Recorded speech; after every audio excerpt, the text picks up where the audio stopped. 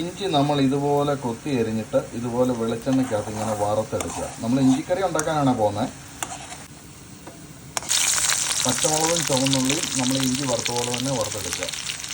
Pan എടുക്കുക, വെളിച്ചെണ്ണ അങ്ങോട്ട് ഒഴിക്കുക, കടുക് പൊട്ടിക്കുക, ഉലുവ അതിന് പുറകെ ഇടുക, കുറച്ച് കറിവേപ്പില ഇടുക, കുറച്ച് മഞ്ഞൾപ്പൊടിയും മുളക് പൊടിയും കൂടി ഇടുക, അതിൻ്റെ കൂടെ കുറച്ച് മല്ലിപ്പൊടി കൂടെ ആഡ് ചെയ്യുക. എന്നിട്ട് നന്നായിട്ട് അങ്ങോട്ട് ഇളക്കുക.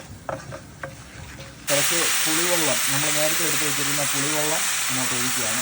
അത് വാളംപുളിയാണ് അതിനുവേണ്ടി ഉപയോഗിക്കുന്നത്. ഉപ്പ് നമ്മൾ ആവശ്യത്തിന് ഇടണം. ഇതിങ്ങനെ തിളച്ച് വരുമ്പം നമ്മൾ അതിനകത്തോട്ട് ഒരു ശകലം ശർക്കര അങ്ങോട്ട് ഇടുകയാണ്. ഇതിൻ്റെ കൂടെ സ്വല്പം കായം കൂടെ ആഡ് ചെയ്യുക. അപ്പം വറുത്ത് പൊടിച്ച് വെച്ചിരുന്ന ഇഞ്ചി നമ്മൾ ഇതിനകത്തോട്ട് ഇടുകയാണ്.